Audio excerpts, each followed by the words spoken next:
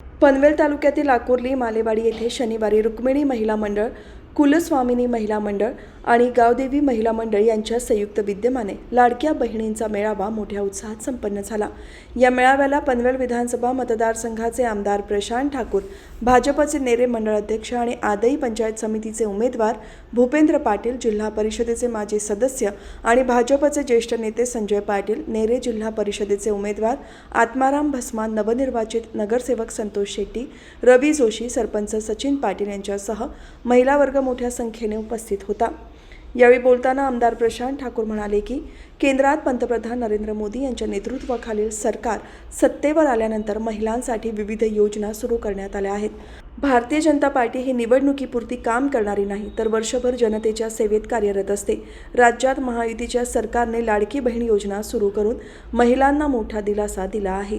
हे सरकार काम करणारे सरकार असून आपण मोदी सरकार आणि फडणवीस सरकारच्या पाठीशी ठामपणे उभे राहिले पाहिजे, असे त्यांनी सांगितले।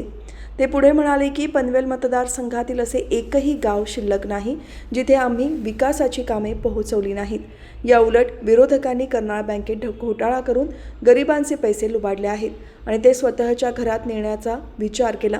भाजपचा कार्यकर्ता तुमच्यात राहून तुमच्या अडीअडचणी दूर करण्याचे काम करतो। केंद्र आणि राज्य सरकारच्या योजना तळागाळापर्यंत पोहोचवण्यासाठी भूपेंद्र पाटील नेहमीच अग्रेसर राहिले आहेत। पंचायत समितीच्या निवडणुकीत भूपेंद्र पाटील आणि जिल्हा परिषदेच्या निवडणुकीत आत्माराम भस्मान यांना निवडून देण्याचे तसेच त्यांना आपले आशीर्वाद देण्याचे आवाहनही आमदार प्रशांत ठाकूर यांनी यावेळी केले।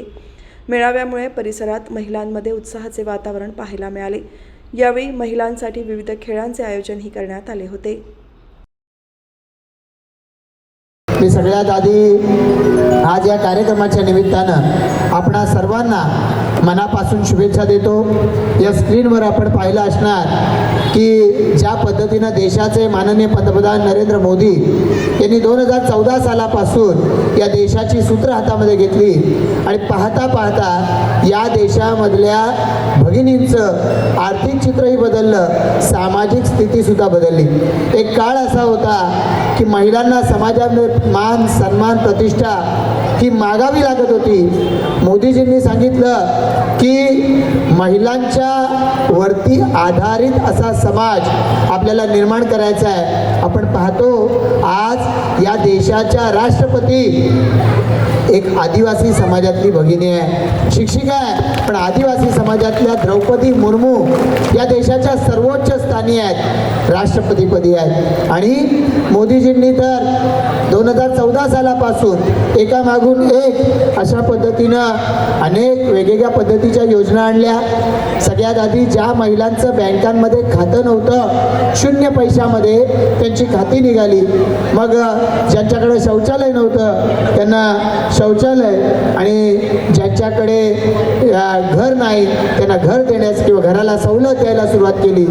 कोविडचा काळ आला, महिलांना 5 किलो मोफत धान्य 2020 साली दिलं, 21 साली दिलं, 22 साली कोविड नव्हता, 23 साली कोविड नव्हता, 24 साली कोविड नव्हता। काँग्रेसवाले आणि विरोधी महाविकास आघाडीवाले म्हणायला लागले होते की निवडणुका संपेपर्यंत हे रेशन फक्त मोफत मिळेल आणि निवडणुका संपल्या की हे रेशन मोफत मिळायचं बंद होईल। मोदी म्हणाले निवडणुकांपुरतं आम्ही वागणारे आम्ही नाही, निवडणुका येवोत किंवा जावोत आम्ही लोकांसाठी काम करतो।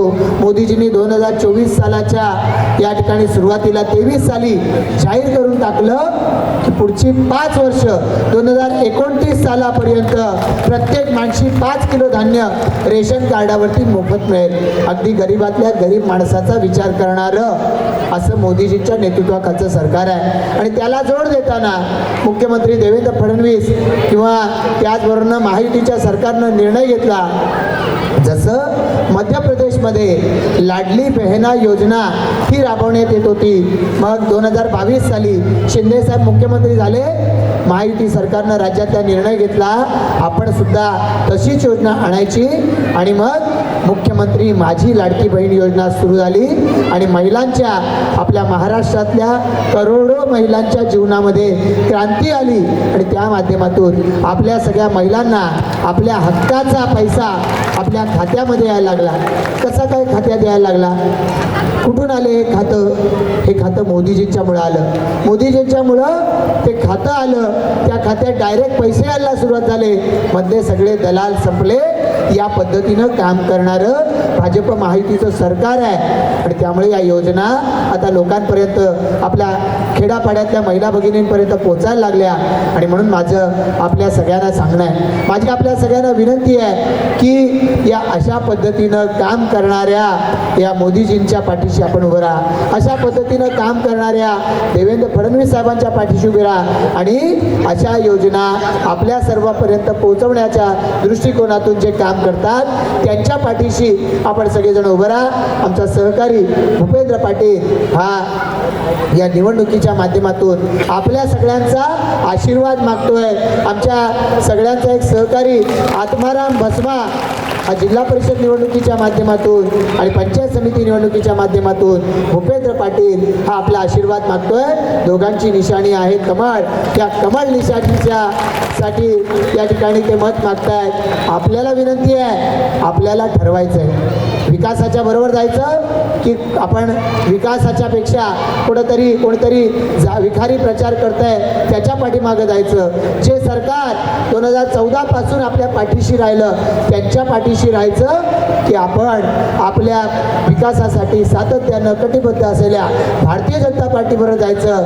हा विचार आपल्याला सगळ्यांना येणाऱ्या 5 फेब्रुवारीला करायचा आहे. आणि म्हणून या मंचावरून कुठला प्रचार करणार नाही, पण निश्चितपणानं आपल्या सगळ्यांना एक मागणं मागणार आहे. या परिसराचा आमदार म्हणून आपल्यासाठी काम करायची संधी 1 वर्षापूर्वी आपण मला दिली आणि त्यामुळे चौथ्यांदा या मतदारसंघाचा आमदार म्हणून निवडून येण्याची मला संधी मिळाली.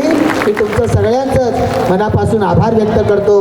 पण मी काम करू शकतो ते माझ्या पाठीमागं देवेंद्र फडणवीस साहेबांची ताकद आहे. म्हणून आपल्या गावागावांचे रस्ते करू शकलो, गटारं करू शकलो. या आकुर्ली आणि या सगळा जो नेरेचा या ठिकाणी पुढचा जिल्हा परिषद मतदारसंघ, आदाईचा पंचायत समिती मतदारसंघ, कुठलं गाव असं नाही की त्या गावामध्ये कुठलं विकासाचं काम झालेलं नाही. आणि या उलट जे राजकीयदृष्ट्या आम्हाला विरोध करत राहिले ते लोक मात्र कुठली बँक कशी बुडवता येईल, त्या बँकेचा पैसा स्वतःच्या घरात कसा नेता येईल याचाच विचार करत राहिले. आणि भारतीय जनता पार्टीचा कार्यकर्ता हे सगळे आमचे मंचावरचे सहकारी या सातत्यानं तुमच्यामध्ये राहून तुमच्या अडचणी दूर करत राहिले. तुमच्यासाठी केंद्र सरकार, राज्य सरकारच्या योजना घेऊन आले. म्हणून भूपेंद्र पाटील यांच्यासारख्याला का निवडून द्यावं, तर त्यांच्यासारखा कार्यकर्ता आज या सर्वसामान्य जनतेचे अश्रू पुसण्यासाठी पण आहे. सर्वसामान्य जनतेवरती कुठलंही संकट येऊ दे त्याही वेळेला तुमच्यामध्ये आहे. आणि त्याच वेळेला केंद्र सरकार, राज्य सरकारच्या योजना सुद्धा तुमच्यासाठी आणतोय. आणि म्हणून असा सहकारी पुन्हा एकदा पंचायत समितीच्या माध्यमातून निवडून आला पाहिजे तर तुमचे आशीर्वाद हे त्यांच्या पाठीशी असले पाहिजेत.